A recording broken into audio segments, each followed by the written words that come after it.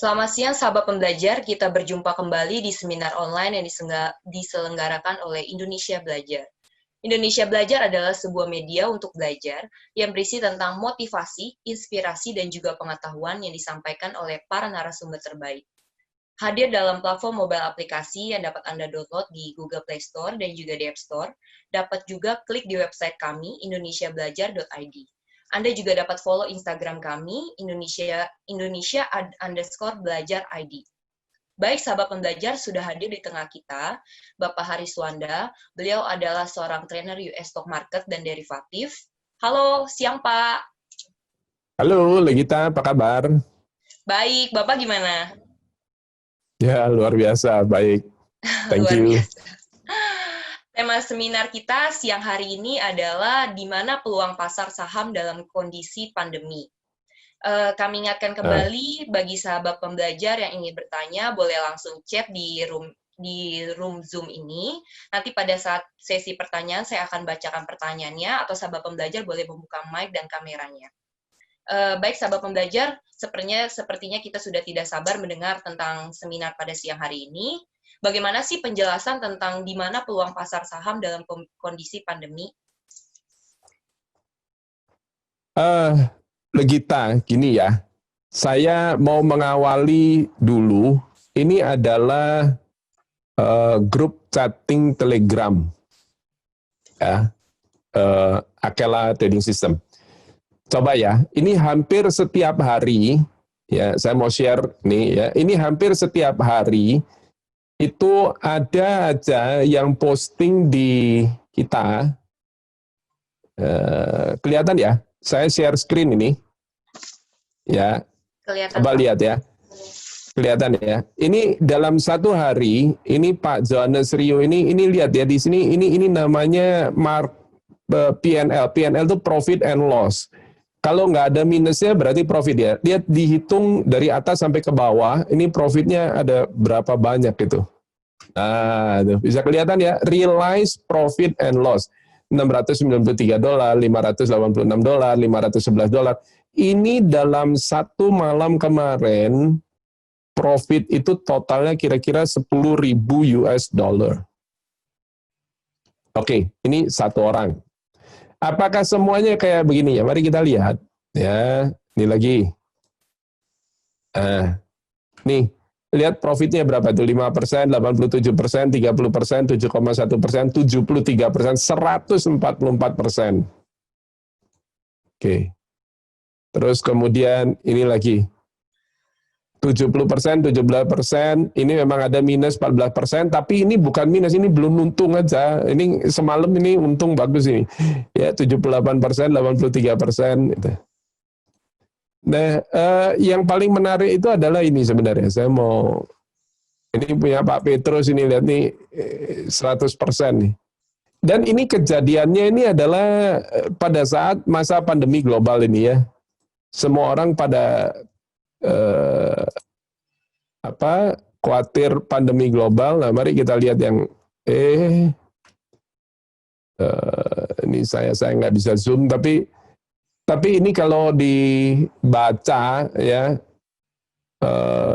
ini dia pada dasarnya dia bilang bahwa dia mulai di tanggal 21 Juli 2018 itu mulai dengan modal $3.000 dan kemudian sempat naik jadi 4.700-an. Nah, kemudian pagi ini, Juli 2020, jadi pandemi global loh ya. Ini masih corona ini ya, Juli barusan ini. Akunnya bertumbuh menjadi $100.000 ke atas. Jadi lihat ini ya. Ini mula-mulanya adalah $2.498, kemudian jadi 4.736 dalam berapa bulan. Nah, per hari ini, tanpa ada penambahan modal apa-apa, ini berkembangnya jadi 107.000. Lihat itu PL satu hari. Jadi kalau ada tulisan ini PNL, maka ini adalah pertumbuhan account dari kemarin ke hari ini. Ini bertumbuhnya adalah $12.471 gitu. Nah, banyak orang yang menganggap bahwa oh ini ada pandemi global, maka saham ini seharusnya tambah parah gitu ya, karena mencerminkan ekonomi realnya. Orang semua pada tutup kok saham naik. Seharusnya saham mengikuti ekonomi realnya. Nah, saya mau tunjukkan sekarang sama Legita. Itu adalah ini. Ya, memang benar. COVID-19 di Amerika ini tambah parah, saya tahu. Ya. Dan ada pertanyaan gitu.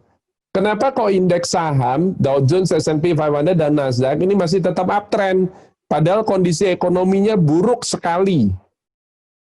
Ya, saya tahu, Legita. Kondisi ekonomi Amerika juga buruk banget, tahu saya. Ya.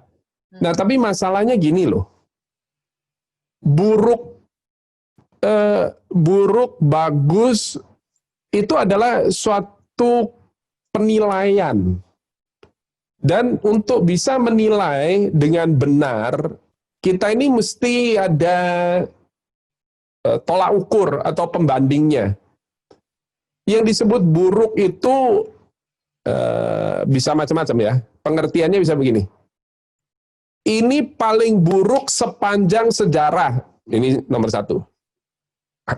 Kita sebutnya buruk.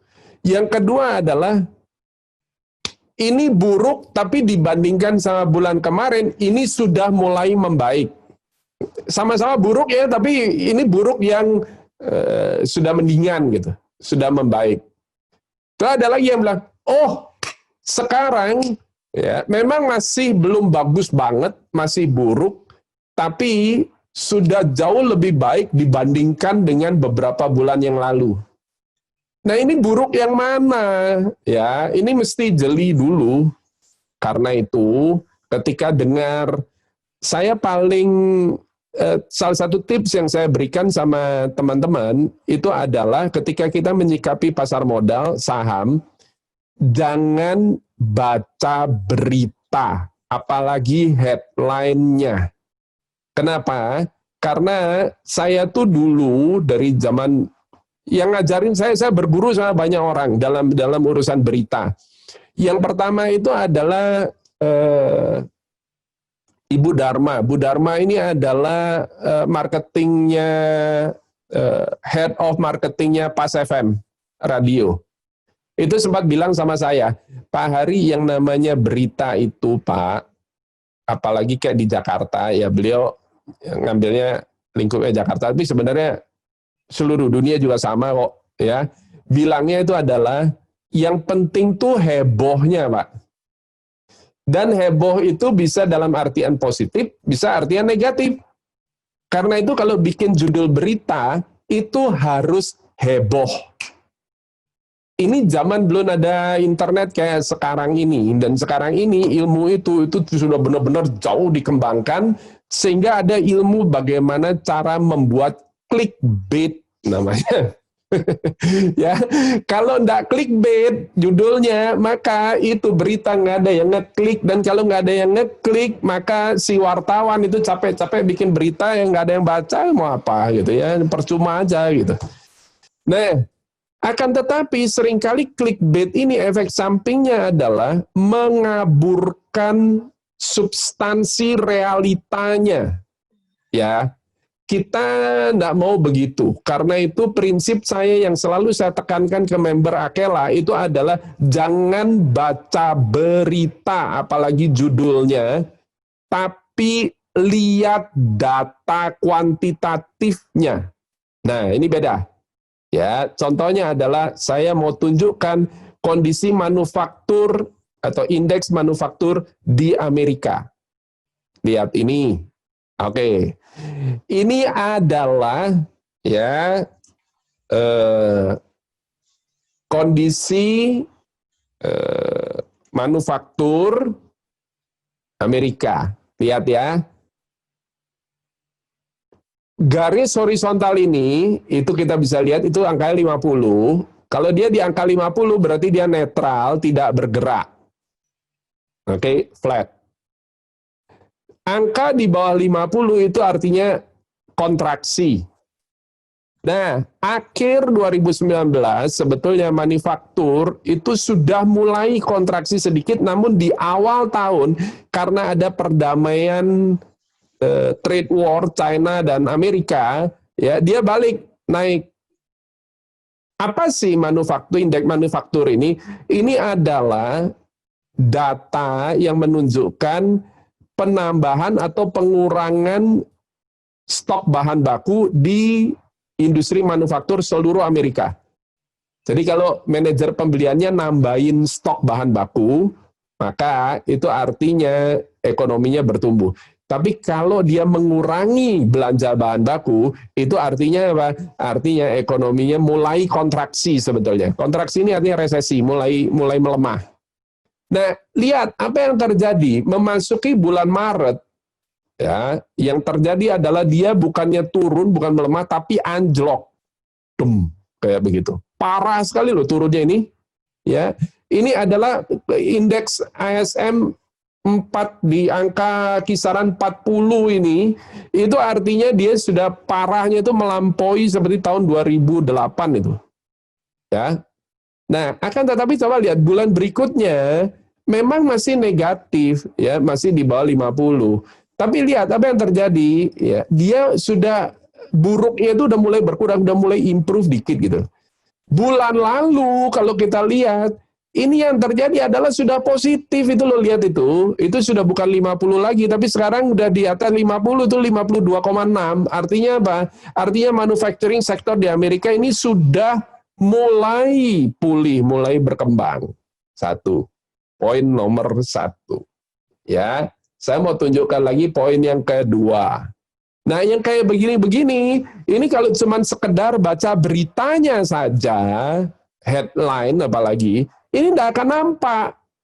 Karena itu, jangan baca beritanya. Kenapa? Karena berita itu memang didesain begitu. Ya, kalau tidak heboh, maka dia nggak akan viral. Kita bukan cari viral, kita bukan cari heboh, tapi kita cari realitanya, kebenaran faktanya berdasarkan kondisi statistik. Ya, nah, lihat ini. Ya, berdasarkan data statistik. Ini adalah non-manufacturing, artinya service. Sama, lihat di bulan Maret itu anjlok parah itu. Kemudian apa yang terjadi? Ya, April mulai improve, walaupun masih negatif. Tapi apa yang terjadi bulan kemarin, bulan Mei, jadi masuk ya bulan Juni belum keluar ya datanya. Nah, ini apa yang terjadi? Ini udah langsung lompat jauh di atas 50%. Berarti sudah ya service industri sudah mulai pulih. Ya, ini kondisinya seperti itu. Nah, saya terusin lagi. Ini Mbak Legita, ini adalah data penambahan tenaga kerja di Amerika, atau indeks ini seringkali dikenal dengan nama non-farm payroll. Ini mencerminkan kondisi pertambahan tenaga kerja dari bulan ke bulan di Amerika. Lihat, sampai sebelum adanya COVID, ya, mereka stabil ada penambahan rata-rata di kisaran 150.000 jumlah tenaga kerja tiap bulan nambah. Tapi lihat apa yang terjadi, ya. Ketika ada COVID, ya, COVID ini gawat memang. Nah, ya, COVID, lihat itu. Jadi sampai bulan Februari itu masih pertambahan sekitar 200.000. Tapi yang terjadi adalah begitu COVID jeglek turun itu, ya, penganggurannya langsung minus 20 juta. Bukan itu kan ribu lagi loh, tapi juta. Lihat itu, langsung jeglek. Pum. Ya, bulan Maret itu. Ya, April, sorry. Ini April. Ya, jeglek. Apa yang terjadi? Bulan-bulan berikutnya, ini sudah mulai improve, sudah mulai positif. Kemudian dia mulai, kemarin ini positif surprise, gede banget. Ya. Nah, kenapa bisa demikian, bisa improve? Karena kendati pun coronanya parah, tapi ya, di beberapa tempat ya, mereka sudah mulai reopening. Contohnya adalah yang paling heboh juga gitu ya. itu adalah Walt Disney World ini sudah opening mulai bulan Juli 2011. Walt Disney World ini adalah komplek Disney terbesar di dunia, ya, adanya di Florida. Disney ini ada di 2 tempat, yang satu ada di Florida, yang satu lagi ada di Anaheim di California. Nah, yang di Florida ini adalah impiannya Walt Disney, ya. Beliau sudah meninggal, baru ini terus kemudian mulai dibangun sampai jadi gede luar biasa.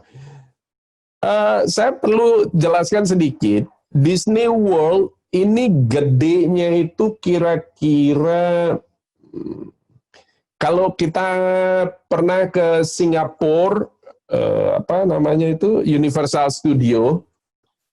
Nah, di Disney World ini ada 5 kayak begitu. Jadi gedenya kira-kira sekitar 5 kali lipatnya Universal Studio-nya Singapura, atau sekitar 5 kali lipatnya Disney Hong Kong atau Tokyo Disney. Ini gedenya luar biasa. Satu tempat Magic Kingdom ini butuh waktu 1 harian itu untuk kelilingin itu. Besoknya itu ada Animal Kingdom tuh 1 harian tuh baru selesai kalau kayak gitu. Ini ada 5 tempat, gedenya luar biasa.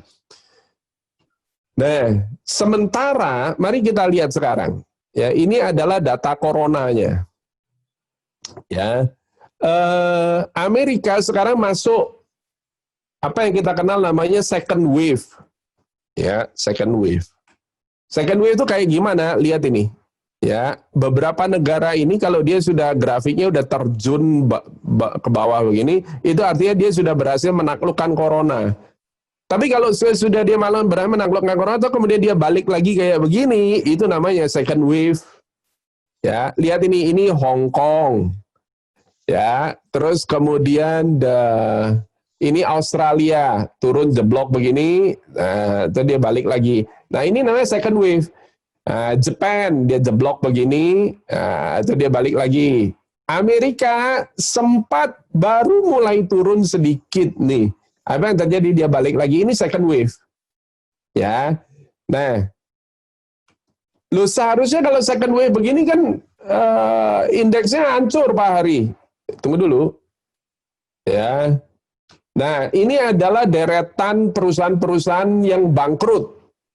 Ya, beberapa atau banyak adalah sebagian besar ada perusahaan Amerika. Nah, jadi kalau kita lihat, ini contohnya, tahu Aldo nggak? Pak Dwi, Pak Dewa mestinya tahu nih. Legita juga mungkin tahu ya. Dia ada sepatu cewek juga mestinya. Ini lumayan merek beken ini. Kalau kita ke mall, ya sepatu Aldo. Ya udah, tamatlah riwayatnya. Udah nggak ada lagi. Habis ini nggak ada lagi, hilang nih merek. Ya, ini semua yang ada di dalam daftar ini mereka mengajukan yang namanya Chapter 11. Chapter 11 itu artinya mereka mengajukan kepailitan, pilot. Ya, itu JCPenney. Ya, JCPenney ya juga bangkrut. Neiman Marcus ini mirip kayak JCPenney juga, retail ya, mall ya pada prinsipnya, shopping center tapi yang lebih higher class. Nah, akan tetapi ya, walaupun bangkrut begini, ya, ini diguyur oleh The Fed. Ya, sebesar sampai saat ini sudah mencapai 7 triliun US dollar tuh. Ya, angkanya ini saya ambil dari datanya dari The Fed resmi. Ya, ini yang membuat sekarang indeks tuh bertahan, bahkan beberapa nih dia malah naik.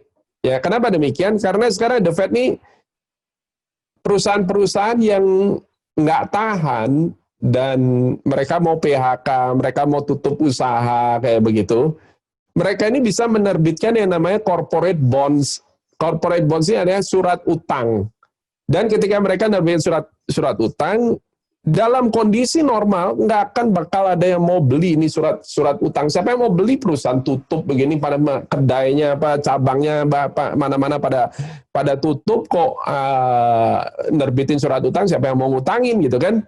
Nah, tapi ini yang terjadi adalah The Fed yang beli surat utang tersebut, dan dengan demikian mereka punya uang dalam jumlah yang cukup, walaupun cabang-cabangnya pada tutup, gerai-gerainya tutup, tokonya tutup, tapi mereka masih bisa tetap menjaga operasional mereka.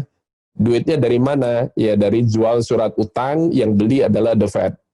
Dan Federal Reserve Bank Sentral itu duitnya dari mana ya? Tinggal nyetak aja, tinggal ngeklik aja sebenarnya. Bukan physically duitnya dicetak begitu, tapi ya the Fed tinggal ngeklik beli itu surat utang dan duitnya langsung masuk ke rekening yang bersangkutan. Kayak begitu. Nah, kita jadi kalau ditanya tema kita hari ini itu adalah peluang di bursa saham, ya bisa lihat sendiri apa yang kita alami di Akela, ya. Ini adalah kita nih, saya sering bilang sama member di Akela, sebagai warga negara Indonesia, bukan warga negara Amerika, kita nggak bisa dapat fasilitas kita nerbitin surat utang terus kemudian berharap surat utang kita dibeli sama The Fed gitu, nggak bakalan, ya. Nah, akan tetapi kita bisa dapat efek sampingnya, ya. Nah, dapat efek sampingnya itu udah cukup, ya. Sekarang saya tanya deh, ya, mau kerja apa bisa kayak Pak Rio semalam nih, ya, 10.000 US dollar yang tadi saya tunjukin. Mau kerja apa bisa hasilin kayak Pak Henry Chang mulai dari tahun 2018 itu modalnya 3.000-an, sekarang jadi 100.000 lebih. Ya, ini dalam dolar semua. Oke, nah justru ketika begitu banyak yang bilang negatif tentang pasar modal, ya historical data saya menunjukkan itu justru peluang semakin jelas nampak bahwa peluangnya justru semakin besar sebetulnya. Ya, jadi ini yang saya bisa sharing, saya kembalikan biar nggak terlalu lama, ya, nggak kepanjangan, saya kembalikan dulu sama Legita, saya akan jawab pertanyaan-pertanyaan yang diajukan oleh teman-teman. Oke Pak, jadi udah mulai masuk pertanyaan nih dari Pak Dwi. Pak Hari, kalau baca berita atau yang di-share lewat medsos, banyak yang menyarankan agar menahan diri untuk berinvestasi, terutama di pasar saham, karena situasi belum menentu. Nah, itu kan bertolak belakang dengan yang Pak Hari sampaikan. Kira-kira kenapa banyak yang berpendapat seperti itu? Ya karena mereka belum pernah ngalamin tahun 2008-2009 kayak gimana. Itu pendapat umum selalu begitu. Jadi ada satu, dulu saya juga gitu soalnya Legita, ya Pak Dwi, saya dulu juga sama kayak begitu. Ini berawal dari anggapan bahwa pasar saham itu adalah cerminan daripada pasar saham itu adalah cerminan daripada ekonomi real. Nah, tapi sebenarnya yang ada itu adalah bukan seperti itu. Yang ada itu adalah tidak pernah terjadi, ya, bursa saham ngikuti kondisi ekonomi, nggak bakalan, itu nggak pernah ada. Lihat data historis, nggak pernah terjadi begitu. Yang ada adalah apa? Yang ada adalah bursa saham ini adalah indikator ekonomi. Ekonomi yang ngikutin bursa saham, bukan sebaliknya. Ya, kalau bursa sahamnya membaik, itu artinya ekonomi realnya ke depannya akan membaik. Tapi kalau bursa saham anjlok, crash, hancur, maka itu artinya ekonomi realnya ke depannya itu anjlok kayak gitu. Ya. Jadi bursa saham ini adalah leading indicator daripada ekonomi, bukan yang sebaliknya. Nah, lihat tahun 2009, ya, itu ekonomi Indonesia itu indikatornya parah banget tuh. Ingat nggak? Ada berbagai kasus, ya, ada bank butuh bailout. Bahkan sampai Menteri Keuangan pada kala itu sama sekarang Menteri Keuangannya juga sama, ya. Itu sampai sekarang ditanyain orang tentang kasus bank yang sama ini. Saya ingat sekali kata-kata beliau, dasarnya ngomongnya adalah karena berdampak sistemik. Ya, apa itu dampak sistemik? Dampak sistemik itu adalah kalau satu bank ini dibiarkan kolaps, maka dia akan menjalar ke bank yang lainnya. Itu namanya dampak sistemik. Nah, karena itu maka bank yang satu ini harus diselamatkan. Nah, kata kuncinya itu adalah, dasarnya itu adalah karena dari BI mengatakan bahwa ini berdampak sistemik. Karena itu kemudian Menteri Keuangan juga ikut. Oh ya sudah kalau gitu. Nah, kalau enggak, ya. Nah, tahun 2009 ekonomi itu parah sekali. Tapi pertanyaan tanya semua orang yang pernah trading di Bursa Efek Indonesia, paling enak tuh trading tahun berapa? Jawabnya tahun 2009. Kenapa? Tahun 2009 itu, ya, mohon maaf sebelumnya, ya, ini Pak, saya lupa kasih tahu, Pak Hendra Martono ini kebetulan, ya, beliau lagi ada urusan yang sangat mendesak sehingga tidak bisa hadir di sini, jadi saya menggantikan beliau. Tapi kata-kata beliau itu adalah apa? Adalah, ya, orang ditutup matanya, terus lempar apa namanya, lempar panah itu loh, ya, darts, yang ada puter begitu kan, ada bullseye-nya di tengah. Udah taruh di situ saham macam-macam, orang ditutup mata, lempar kena mana beli saham itu, lemparnya kena beli saham mana, kena saham yang mana beli langsung. Itu tungguin 1 tahun, itu profit semua, nggak ada yang nggak profit. Tahun 2009. Ya, kenapa bisa demikian? Padahal ekonominya, kondisinya lagi jelek-jeleknya. Ya memang begitu. Ya, kalau nungguin sampai ekonominya udah balik dulu, jadi nomor 1, vaksinnya udah ditemukan, ekonomi sudah pulih, udah bagus semuanya, gitu kan? Nah, baru mulai masuk beli saham saat itu saham sudah ada di ujung gunung.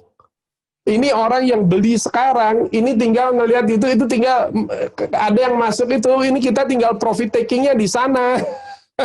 Ya, bakal telat terus kalau kayak begitu cara berpikirnya. Ya, ingat bahwa semua investor pasar modal mereka berusaha mengantisipasi apa yang terjadi, bukan bereaksi atas apa yang sudah terjadi. Ya.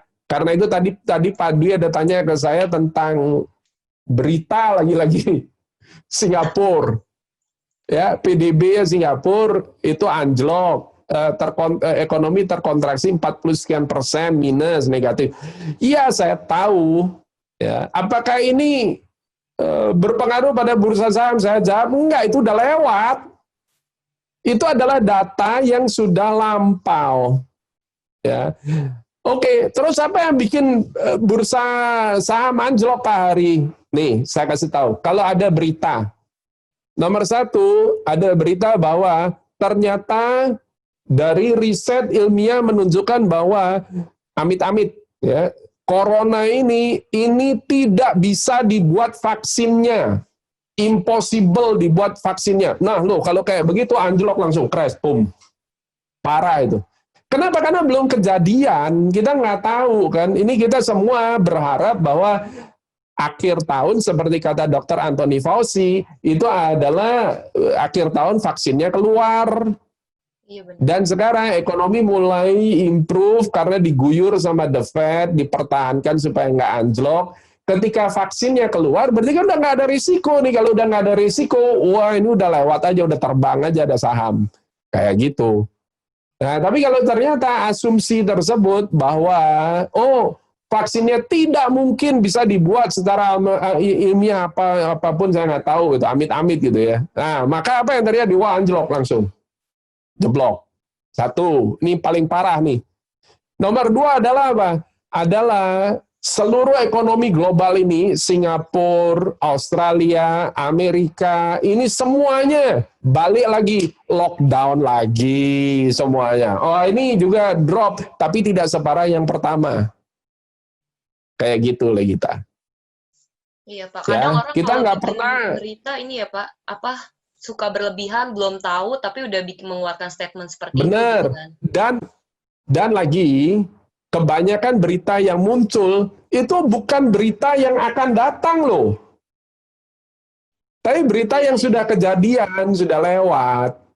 Ya, investor atau traders profesional, kita nggak ngurusin itu, udah lewat ya lewat. Kenapa? Iya. Karena hukum nomor satu. Jadi ada Dow Jones, namanya The Dow Theory, itu. Teori Dow. Ya, penciptanya adalah Dow Jones, Charles Dow sendiri, ya, pencipta indeks Dow Jones. Charles Dow bilang di aturan nomor satu dia, hukum nomor paling pertama, itu adalah apa? Market discount everything. Artinya apa? Segala sesuatu berita yang dikeluarkan oleh reporter itu sudah langsung tercermin pada pergerakan harga saham. Market discount everything.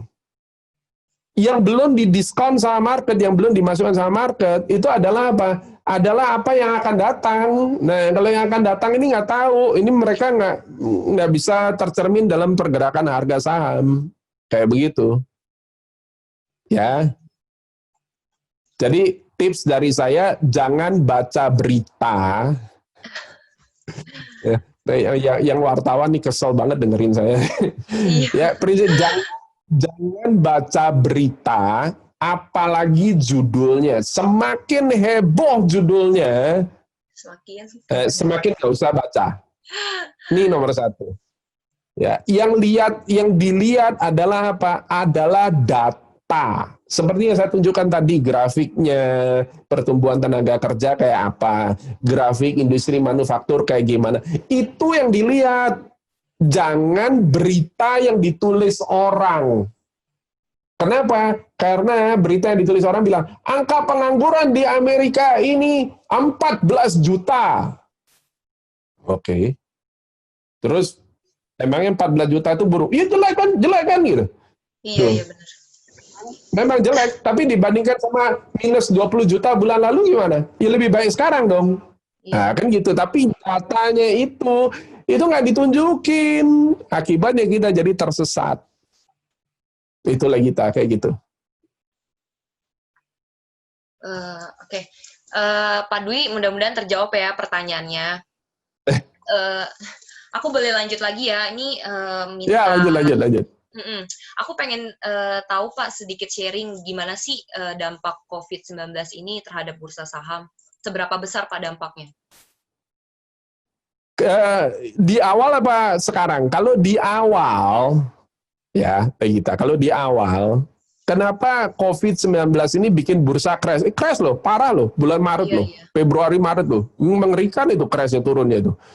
Ya karena COVID ini membuat kita semua jadinya terpaksa mesti lockdown. Akibat daripada lockdown, otomatis nih, ya, nomor satu, pariwisata nih jeblok dulu nih.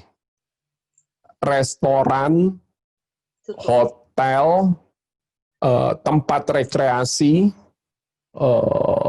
kapal pesiar, airplane, perusahaan penerbangan, ini langsung drop, dada, bukannya turun lagi penjualan, revenue-nya, omsetnya bukannya turun lagi, tapi langsung nol. Iya, benar. Selama berbulan-bulan sampai ditemukannya vaksin, nol, zero. Nah, itu yang mengakibatkan terus kemudian kenapa Warren Buffett dia cut loss. Saham airlines dia jual semua, buangin semua. Nah, kemudian muncullah pertolongan sekarang. Kalau dalam hal bursa Amerika, ya, pertolongan ini datangnya dari mana? Dari bank sentral, dari The Fed. Ya, The Fed sekarang ngucurkan stimulus, caranya gimana? Mana obligasinya negara bagian, mana obligasinya perusahaan, dibeli semua oleh The Fed. Sehingga dengan demikian, perusahaan-perusahaan ini sekarang dia ada duit. Ya udah, gue di rumah aja, tapi gue pegang duit loh. Bukan yang nggak ada duit. Ya.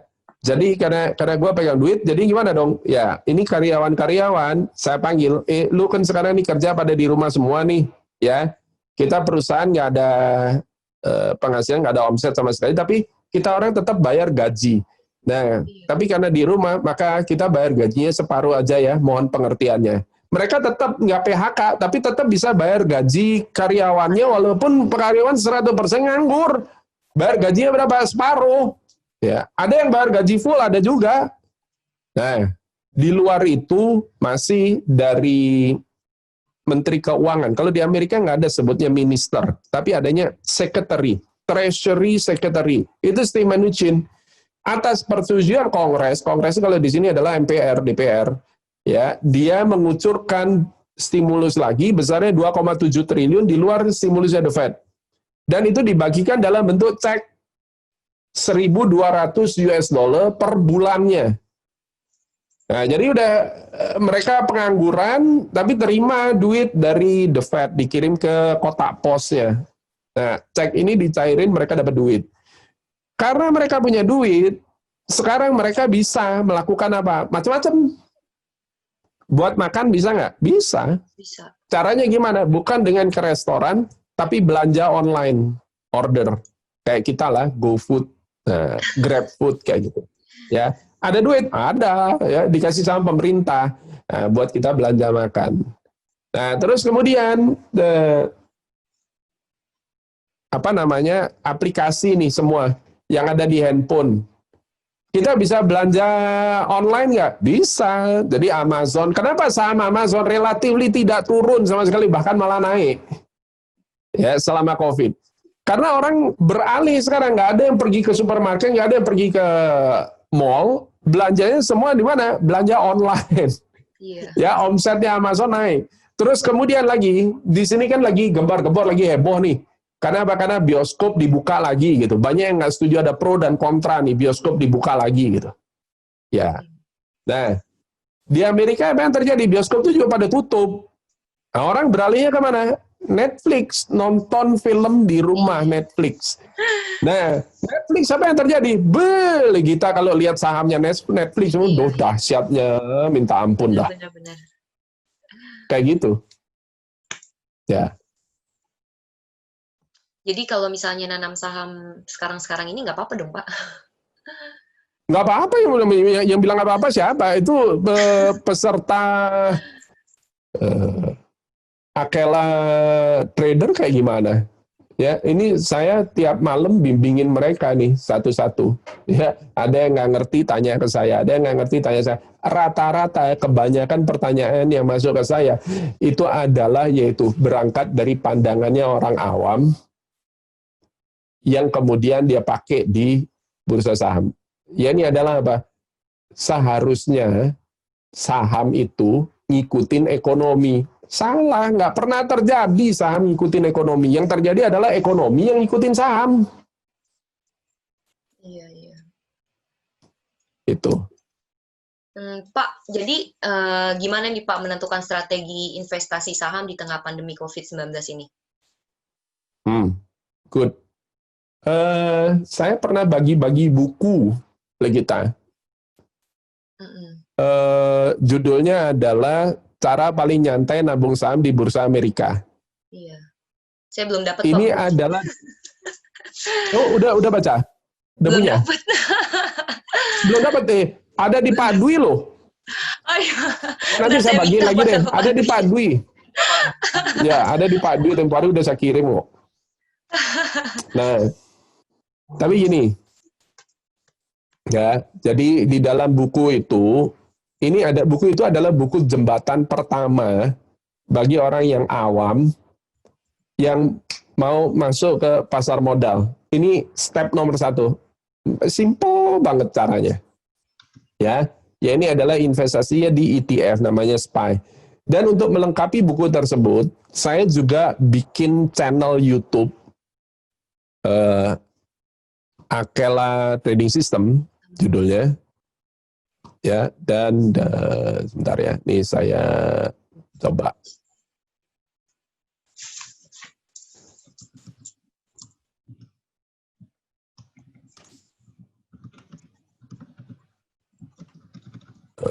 Tunggu dulu. Saya coba ke, oh ini saya switch dulu. Saya coba switch screen ya. Nah nih. Iya Pak. Di YouTube ya, saya masuk ke YouTube.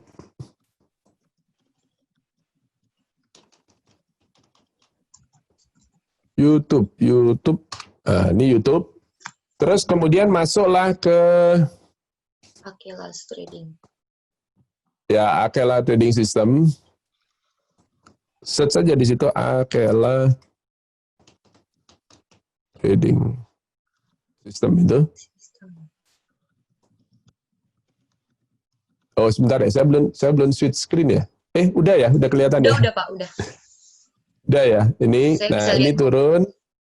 Bisa lihat ya. Nah, ya, itu bisa. klik tuh Akela Trading System tuh. Nah, ketika masuk ke Akela Trading System ini, nomor 1 itu adalah klik ini playlist ini dulu. Kenapa? Karena videonya udah banyak banget ini. Ya, kalau langsung lihat videonya, begitu banyak, mau nonton yang mana dulu, Anda bingung kan? Nah, klik playlist. Nah, di situ ada nabung saham di Bursa Amerika. Belajar saham untuk pemula. Nah, mulai dari 2 ini dulu. Nah, ini kalau diklik, nah, ini ada. Sekarang ini bagusnya nabung ETF apa? 7 keuntungannya benefit dari Bursa Saham Amerika. Kemudian nabung ETF bagian ke-1 dan nabung ETF bagian kedua. Ya, ini bisa dipelajarin dulu.